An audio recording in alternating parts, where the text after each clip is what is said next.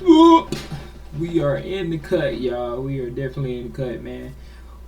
We about to dive right in it. We about to dive right in this thing, man. For sure, we about to do this. We about to just dive in it. But make sure before y'all watch this damn video, make sure y'all sub and y'all like the damn video. You feel me?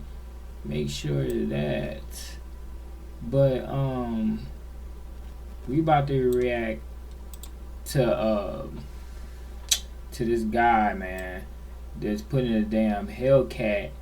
No, he's putting a fucking Honda engine in a Hellcat. That's what he's doing. He's putting a Honda engine in a damn Hellcat. That's crazy, bro. This is about to be crazy. But let's dive in this shit, bro. And this is the 4-cylinder Honda engine we're about to swap into it. From the beginning of time, engine swaps have always had one simple recipe. Big engine, small car. And while I am a fan of the traditional methods, now... Ooh, that's crazy. That boy put a supercharge in a goddamn Supra MK4. We're going to pull the Uno reverse card in the name of science and prove once and for all that size doesn't matter. And this is our test subject, a 2021 Dodge Charger Hellcat Red Eye. It's a 4,600 pound, 797 horsepower American brick. So technically ours is a little bit lighter. It makes exactly 797 less horsepower. Yeah, in typical Mopar fashion, it got stripped. As for our new power plant though, well, it's arguably the best 4-cylinder of all time. This is Honda's purebred motorsports engine, the K24. It's the 2.4 liter heart that powers their long line of road legal race cars like the Accord, the CR. I ain't gonna lie, I can't see a Honda engine in a goddamn Hellcat. That's kind of crazy though. I don't know. It sounds phony as fuck, but it's just like, that's crazy. Like, that's crazy. I never seen that. The Element. It makes 200 horsepower from the factory, but with a few minor modifications like aftermarket rods and pistons, a ported cylinder head, and probably most importantly, a giant turbo, they're capable of over 1,000 horsepower, which should be plenty of fighting power when we line this thing up against a real Hellcat at the track. That is, of course, assuming that can actually fit in there. Which sounds like an absurd question, right? We got this giant hole and an engine that's half the size of the V8 that came out of it. You'd think that'd be the last thing we're worried about, but I'm not so sure. Lengthwise and widthwise, we're golden. Honestly, we could probably fit 2 K-Series in here if we really wanted to. It's this way though, vertically, that's what's got me a little bit concerned. While the Hellcat engine is a good bit taller than the K20, it's got a really specific front sump oil pan that's tight to the engine where it passes over the subframe and steering rack, but drops down into this big hole in the front to do all its oil pan type activities. Yeah, the K-Series oil pan doesn't do any of that, which effectively, kind of, sort of at least, makes this functionally taller than a Hellcat engine. At least in this chassis. What? This already looks comical in here. We need to get down under the cowl first. Even though it looks ugly as fuck, it just don't look right, bro. Like, that Hellcat engine looks so aggressive in the goddamn in the car, in the Hellcat car, bro. But I cannot see that Honda in a Hellcat, bro. It just don't look aggressive. It look phony as fuck. It's in there. Not very well, but it's in there.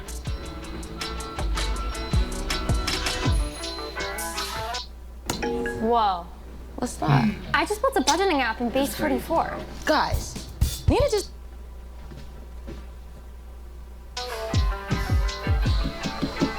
Yeah, we were right to be worried. Very right. Before we even get started on that whole height issue though, we gotta get our engine tilt dialed in. And I know that sounds weird, but one of the unique, though, is unique even the right word? For this? Yeah. I guess technically. Just look how it looks. Like, that shit look, I ain't gonna lie, it just look ugly, bro. Like, the Hellcat is, the engine is just perfect for that car. But that shit, I ain't gonna lie, that's ugly for a Hellcat, like putting that in a Hellcat. But it is interesting. Like, it's real interesting seeing a goddamn Honda engine go in a Hellcat car. Like, that is something crazy to see though. That is something crazy. One of the unique features of the K-Series is it sits really tilted. Now, one thing that this tilt makes very deceiving is the fact that this engine still needs to go that way by a lot. This red valve cover is going to be sitting way to the passenger side of this engine bay because we need the crank to be dead center. That's about right. So we're in line-ish. We got that whole tilt thing down, which just looks absurd. But now we got to get back to that whole height thing. We don't know how much it needs to come down. We just know that it's a lot. First step, I guess, is trying to get it under this little wiper cowl support bar. Right now, it's buttoned up against that, and at the very least, we know it needs to go under that and back a bit. And considering that the oil pan's already sitting on the steering rack, yeah, we ain't looking so hot. We got room or don't need to come up? Up. Yeah? Yeah, you're good. Teamwork makes the dream work, baby. Uno, oil pano. We have not even one full finger between the pickup and the steering rack. But that's a problem. That's a big problem. I guess that's coming off too.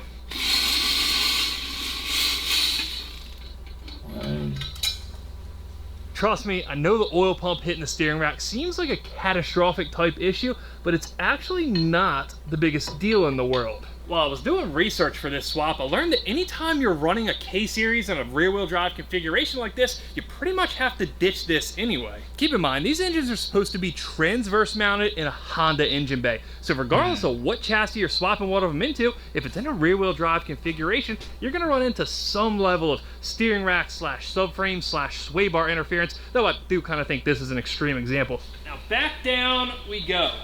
And we're pretty close to being under that bar, which is a start, right? So we're down. There's a 2 finger width, so it's not much, but it's something. A space between the valve cover and that bar. Ooh, yeah. Wow. That's good. Yeah. I like that. How's that? Yeah, I mean, decent. I don't know if it's perfect, but it's certainly a lot better than it was before. We've got another at least 2 inches down with it. Now the question, I guess, is how far back do we need to go? And I think the only way we're gonna figure that out is by putting the transmission in. Transmission needs to go in. Cue the tranny segment. This is an 8 HP 90. And yes, it's an automatic. But not a regular automatic. That's a big ass transmission, bro. Just look at that. That's big as hell, bro. Full automatic.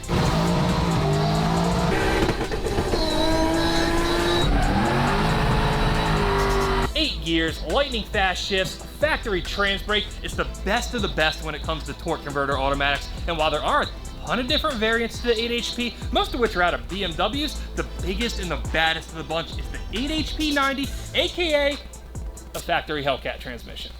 I know it was a gross amount of buildup just to say we're running the factory auto, but the hype on these things is real. And in the past few years, they became so popular for engine swaps that regardless of what engine you want to stick one on the back of, there's probably already an adapter kit out there to do it. I actually want one for the Z. You should have just bought a Hellcat, man. You could have one from the factory.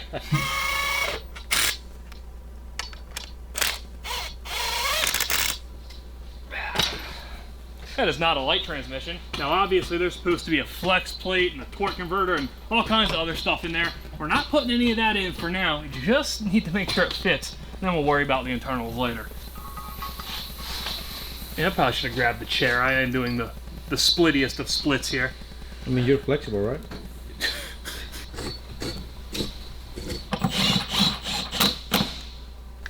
Okay.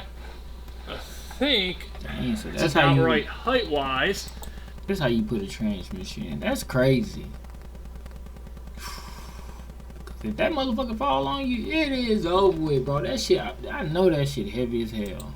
Now, one of the cool parts about running a factory transmission is from here back, we're good. We don't have to do any of that stuff we did on the Supra. No building a trans mount, no ordering a custom drive shaft. That's great. But on the other hand, the transmission basically goes where it goes. Where on a typical swap, you might bolt your engine and transmission together and then place them wherever they fit best in the chassis. With this, that's stationary. We need to make the engine and everything that goes with it fit to the transmission. And right now, we still need to come back, well, about that much. If we take our block of wood out of here, the whole thing should swing backwards. But now I suspect there's going to be a gap up top. And yeah, there's a huge gap up top. Passenger up. Passenger up. Got it. We in? We're in. We're in.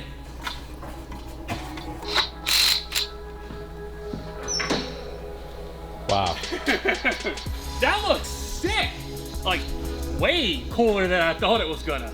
I mean, obviously this is like a venture and curiosity, right? This is a swap for science sake. It looks like it's gonna make the car lighter than it was. That's what it looks like. Full 4-cylinder in a car that it shouldn't be in. It's just so different.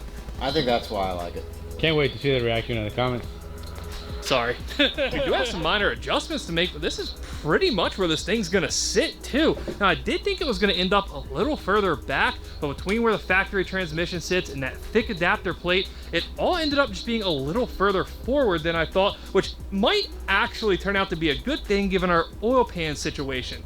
Now, as far as space around the engine, obviously there's a ton.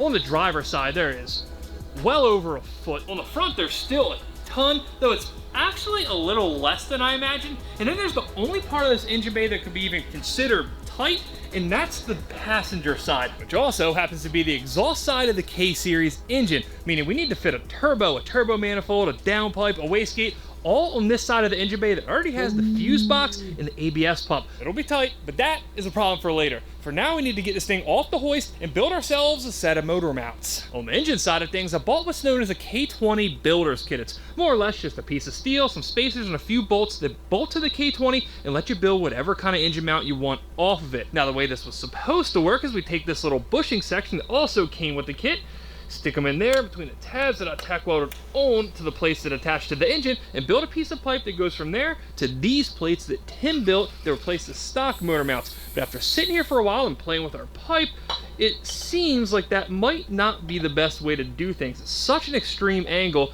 and if we could get this bushing section to sit this way instead of this way, our pipe would end up at a much less extreme angle. It would go from something like this to roughly like this-ish.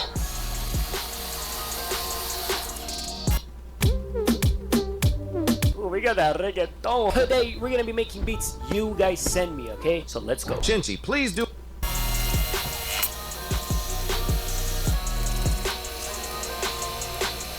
Not gonna say they're the most traditional looking engine mounts I've ever seen, but given the logistics of the K-Series and a Charger chassis, I think that's probably the best way to go about things. That thing just sank an inch, didn't it? Chain sagging? Good? No. With our engine in place, now we can get on with tackling one of the more complex issues of this whole swap, our oil pan. And to help with that, we bought ourselves what isn't so much an oil pan as it is a starting point. It's a very heavily used TF Works oil pan made specifically for rear-wheel drive K-swaps in S13s, BRZs, E30 BMWs. Ironically, the Hellcat wasn't on the list. It generally looks right. That's the back of the engine. This is the front. We need that oil sump to hang down in front of the steering rack. It's close. The problem is we have got ourselves a big, girthy electric steering rack here. And at first glance, at least, it does not look like it's gonna clear, but there's really only one way to find out. What we're gonna do is leave the engine in place, hanging from our support bar, and just lower the subframe down to get the clearance we need. Oh, man. Oh, man, indeed. So, don't get me wrong. We knew we were going to have problems here. We thought that the steering rack coming in contact with the back of that sump, that was going to be our main problem. Problem is, we can't get a verdict on that whole steering rack situation yet because the sides of the pan are also too big, which is something I honestly didn't expect. Yeah, there's basically only one solution to this. That's crazy. They about to cut that thing. Man, at least on this side, there's just a bare piece of oil pan. On this one, we're about to cut off our oil drain plug and like an oil temperature sensor provision too.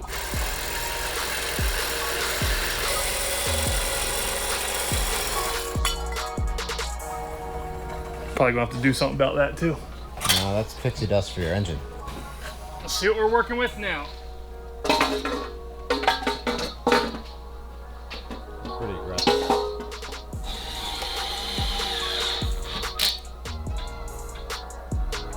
clear on the sides, but if we keep going up, that big electric steering rack, yeah, right there, right into the pan, and it's really not even that close. You can see pretty clearly that even this center section, which is the slimmest part of the steering rack, would hit just a little bit. That's off by like a ½ inch. It's this bump out here and this guy over here where our real problems are. So Tim is gonna stick a straight edge across those and see exactly how much space we need. And then we are gonna cut this entire oil pan right there.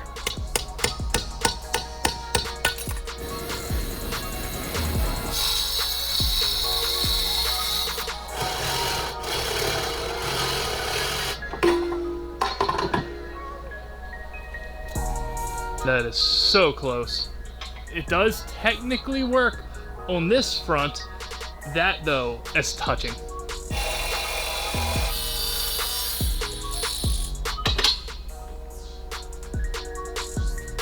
Well, it does fit. We're way mega clear up there now. We don't have that shelf there anymore. Everything looks pretty good. In fact, there's really only one problem that I see, at least.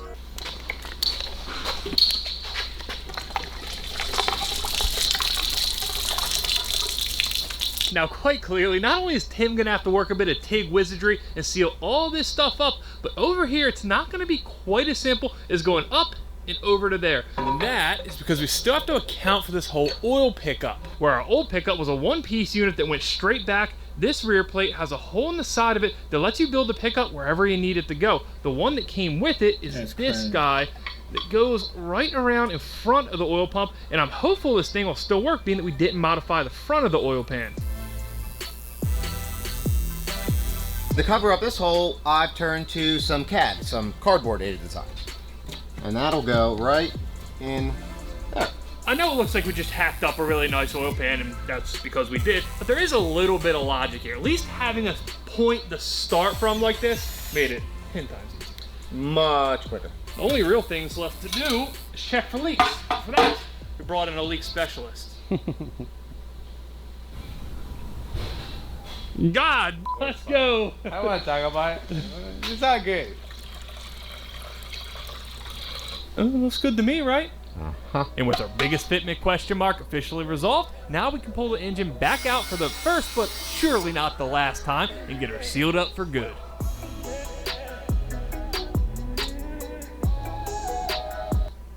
Do not pay your next car insurance bill. Repeat, do not pay your bill yet. So I found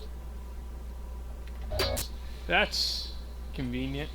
Guys, let me introduce you to Junie. She's from Paulston Pistons Animal Support Group, where she's still waiting for her forever home. The sponsor of today's video, the Farmer's Dogs, all about fresh starts too. They send fresh, human-grade food that's made and tested. Thing that might be a pain to do with the engine in the car. Stuff like our water pump, an ATI crank pulley, and this K-tune coolant housing that's going to sit all the way back behind the engine. It's got a coolant outlet that comes right off the side of it that's going to go to our radiator that we might end up having to change the size of this fitting because the outlets on the Hellcat radiator are way bigger. It's also got a port on the top that can either be blocked off or, space allows, we can use that same port to add a filler neck to our cooling system, which is great because the Hellcat radiator don't have one. And then they also make this guy. This is a swiveling lower thermostat housing that lets us orientate our other coolant outlet for the radiator basically any which way we want, which is awesome for a swap application like this. And if you're picking up a trend here, being that this is our first K-swap, when we started looking around for parts online, we saw K-Tune makes pretty much everything we need, so we went absolutely buck wild on basically their entire catalog. Now, before we get down to business and bust out what's probably the centerpiece of this whole build, I do want to take a second and see if this whole coolant fill neck does fit under the wiper cowl back here.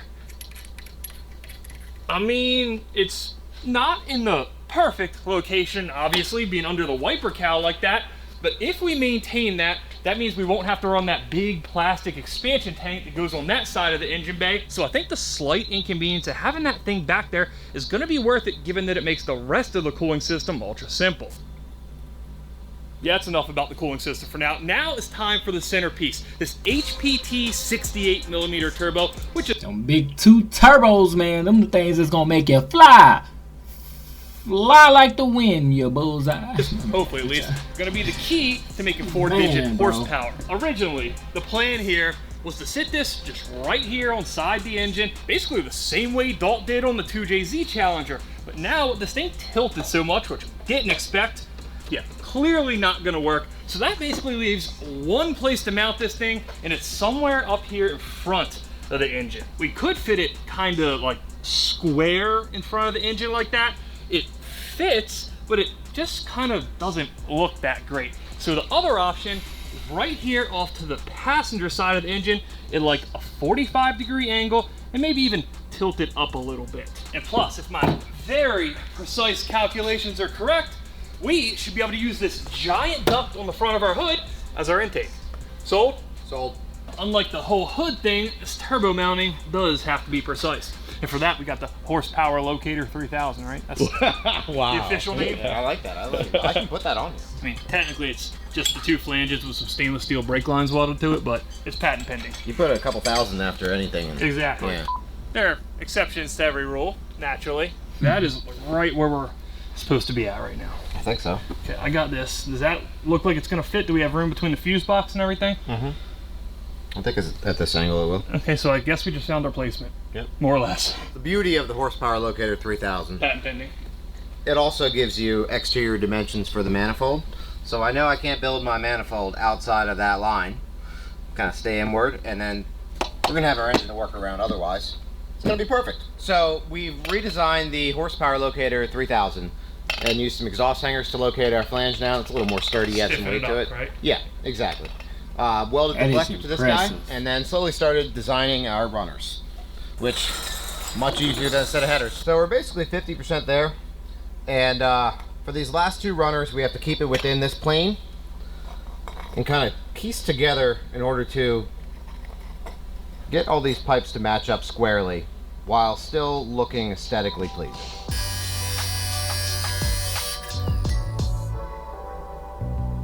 So this matches up really nicely, except it looks like this runner needs to get shorter in this direction. Perfect. That's perfect. That'll pull all the way in with every weld.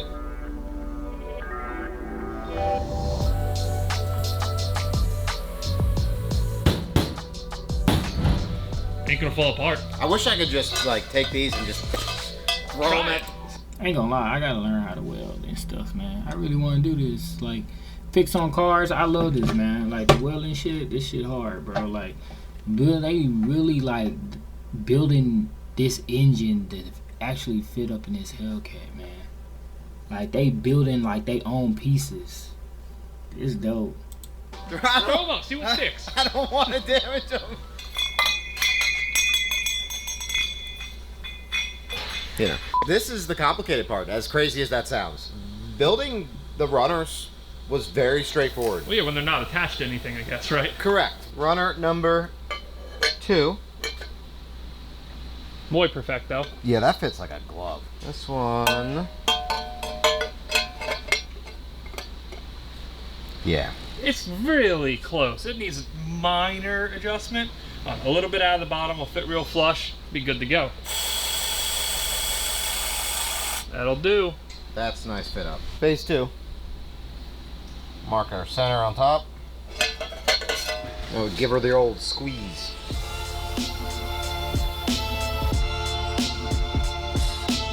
This ain't gonna come as any bit of a surprise to anyone who watched the Corvette series, maybe the Supra header fabrication. The Pipe Wizard kills it again. Unreal. Unreal manifold. You don't think this thing is just gonna fold under the weight, do you? Not a chance. No?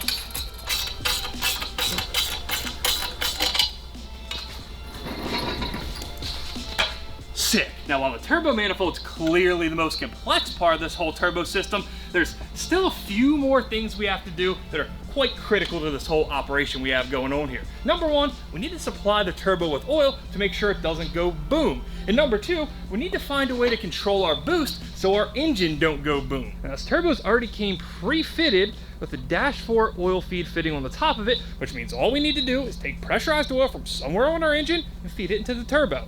Now, on engines that came turbo from the factory, there'd already be a spot to do this to feed the stock turbo. But for us to accomplish what we need to do, we're going to install this giant contraption from our friends at Improved Racing. The piece of this that sits closer to the engine is just a regular old oil filter spacer with 2 of those little ports that we need in it. Meaning we could technically feed 2 turbos if we wanted to, but being that we only have one of them sitting up there, we are going to use the second one as the perfect spot for our oil pressure sensor that's going to come into play a little bit later. Haha, haha, please work. This is gonna be one of those moments that we all really appreciate that this actually works. That's almost long enough. No, it is long enough. It was hooked on the exhaust clamp. I know almost every one of you holds on to stuff with the line, I'll use it at some point, right? This, believe it or not, is the old clutch line off the twin turbo C6. Turns out it also works really well for a K-Series oil feed line. Realistically, it probably only saved us like $30, but pulling something out of the hoarder's drawer and actually putting it to use feels like $1 million, right? That's crazy. That is dope.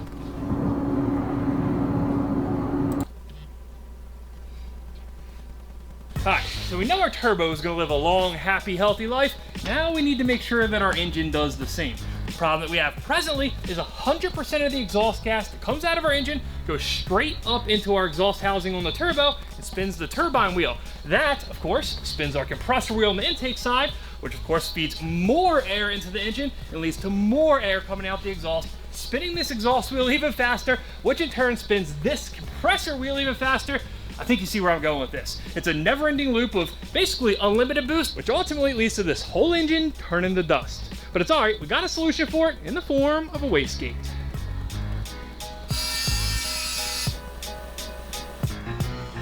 So let this wastegate placement be proof that once in a while, on occasion, we do learn from our mistakes around here. With the turbo kit for the junkyard vet, we had the wastegate assemblies coming basically straight off at a 90-degree angle before a 90-degree bend on the manifold pipes. We ended up having horrendous boost control issues to the point where we had to redesign the pipes completely. This time though, we've took what we learned there and applied it to the first version of this manifold, which means hopefully we won't have to have a second. Now this basically finishes the exhaust side of the engine. Yeah, we have to do a dump tube off our wastegate and a downpipe off our turbo, but all that's going to happen once it's back in the car, which means now we can switch over to the intake side of the engine. One of the things that makes the K-Series just so special and capable of making ridiculous horsepower, even for a 4-cylinder, is how well this cylinder head flows. Honda really used every trick in the book on these things. Variable valve timing, variable lift, aka VTEC. They even made the stems of the intake valve super thin so they don't impede airflow. And then there's the intake ports. They're huge. We've opened them up even more with a bit of CNC porting. All that's going to add up to a cylinder head that flows just an absurd amount of air. So naturally, we need an intake manifold to match. And for that, we're going to use this modular billet intake manifold from Autosports Engineering. It has all kinds of cool features like the capability to add extra injectors should we ever need more fuel in the future.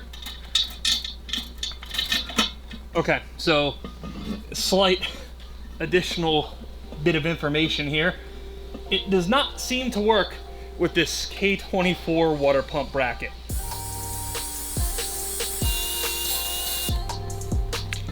That is a tight fit. I mean, really tight, but I think we're clear. Now, to be fair, race car part, man. A little grinding never hurt anybody, right? Now, on the back side of the cylinder head, there's this little coolant port because on the factory K24 intake manifolds, coolant's running through it. It's really weird, but anytime you switch to an aftermarket intake manifold like this one, you gotta block that coolant port off with this little adapter by K-Tube.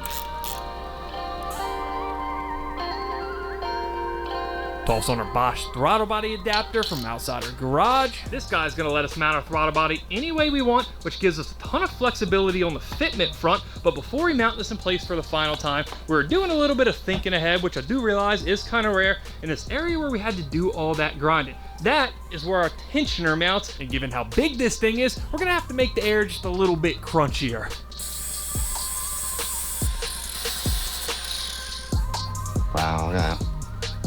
Can't even tell. We cut this thing down pretty much as far as we could without having that giant spring inside come shooting out at us. We even had to do a little hacking on the intake manifold. I know it's kind of hard to see because we expertly refinished it, but now we have clearance.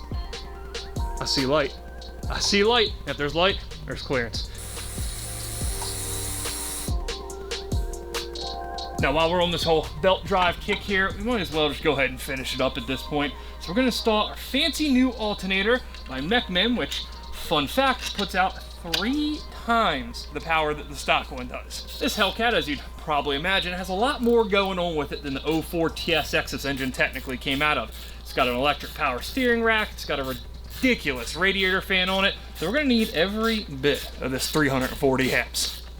Probably not, right? We won't need that much, but we'll need a lot. That's tight.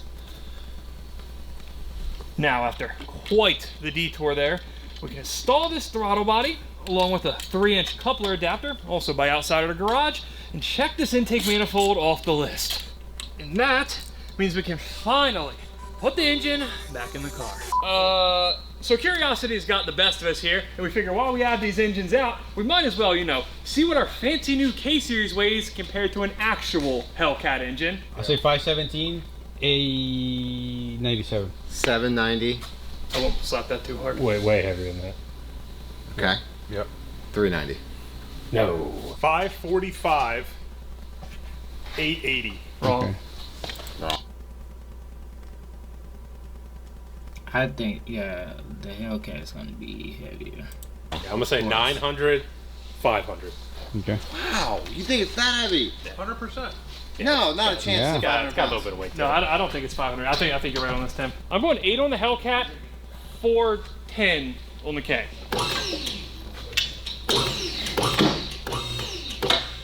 Wow. I was wrong. Oh my God. All that shit that's in the Hellcat. That's crazy. Whoa, what? No way. 333. Damn. Now, just to make things fair, the Hellcat engine does have a flex plate on it, so we're gonna set our flex plate on this too. What's that put us at? 328. That's actually... We gotta do like, what, another 10 pounds in wiring? Because Yeah. this doesn't have a wiring harness on it, this one does, not that that's really much. You wanna call us 340 just to... Yeah. 340 versus 680. Wow. Less than half. Now, obviously, the biggest issue we're gonna have with this project when it's done is the weight. So cutting 340 pounds out of it right off the jump, it's not gonna make it light by a long shot, but it's a step in the right direction. Go down slowly. Hold. Yep. Oh, yep. Down a little bit. Yeah, good. I thought this thing looked kind of cool in the engine bay when it just had the engine and the turbo placement. This looks right though. Maybe it's just because I really like the... Man, that look crazy. I ain't gonna lie. It's like a lot of room, but god damn, that Hellcat take up all this space. Look at all that extra space right there, man. Look at all that. Then you got, bro, that's crazy. The idea of having an engine in a car where it doesn't belong, but I'm digging this. Y'all know I'm a huge Mopar guy, but I find it really hard to not think this is just awesome looking in this engine bay. It fills it out so perfectly, but we still have plenty of space to do everything we need to do around it. We can access everything. It's all gonna be super serviceable. That oil pan down there fits great, can't forget about that. Now, of course, at the present moment, it's still flopping around a good bit because it's just sitting on those engine mount bolts. So we're not gonna know exactly where this thing's gonna sit down to the millimeter until we can slap this transmission in. This game, you're not ready for it. Next up is our adapter flex plate. It's gonna bolt to the Honda crank, and then also to our 8 HP torque converter. So it says here the 5 speeds get 76 foot-pounds and the 6 speeds get 90 foot-pounds. What about the 8 speed? Yeah, we don't have that What do we one. got for 8 speed?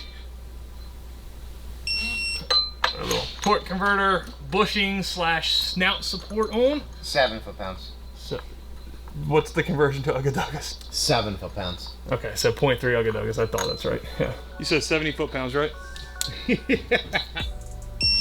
Now we can slap our transmission in, and if we're really lucky, it'll be the last time we have to do it.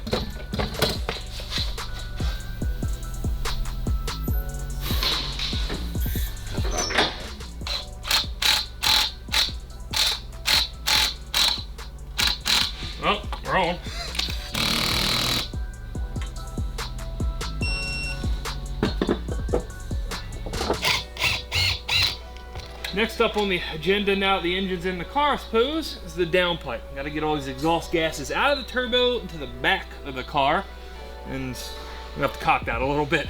Right now it's going into the strut tower. That's not what we want. Are we happy with that, you know, straightness there? I mean, look, maybe a even tad a more? tad more. Like that? Yeah, that looks good. That's straight with the valve cover. Looks good to me. Perfecto. So we want to position our wideband sensor back here so that it doesn't get soaked by the excess fuel in the exhaust, but we can still get an accurate enough reading for our computer. That is a pipe. It's beautiful. It is a beautiful big pipe. So downpipe, check. That's where it comes out right next to the transmission. Got plenty of room to build off of and connect to the rear half of our exhaust, of which we're simply gonna run the stock one. It's dual 3-inch, that's plenty big enough. And back here, Tim's already done a little modification to it, deleted the mufflers out of it. Now this is where we're gonna learn from the mistakes we made on the Supra exhaust. On the Supra, we got twin 4-inch exhausts coming off the headers. They're huge, and because of that, they're low. It's a giant pain, so on this car, we're gonna switch from 4-inch round pipe to 4-inch oval at the lowest point of the car to avoid that. That's gonna give us maximum ground clearance. Look at that, with basically no restriction to flow. It's kind of the best of both worlds type scenario. A little zigging and zagging, and we should be good.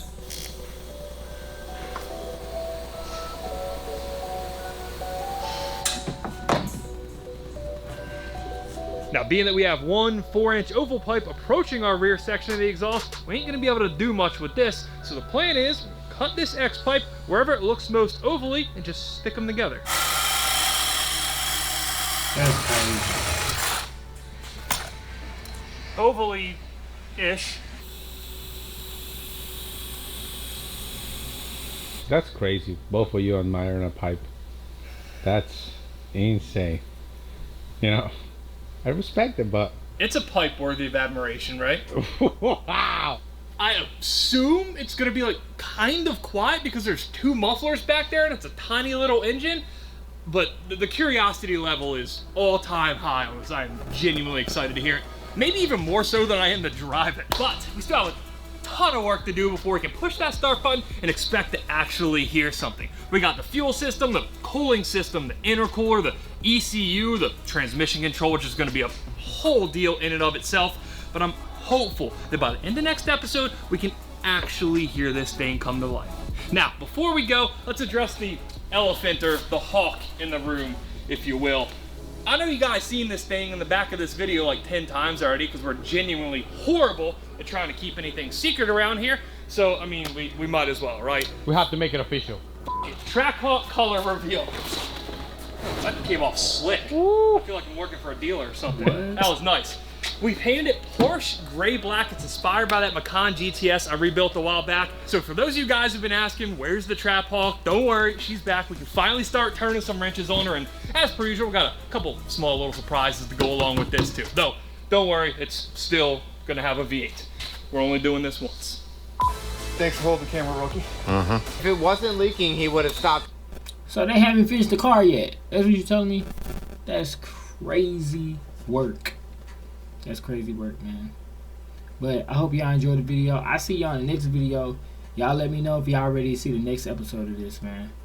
For sure.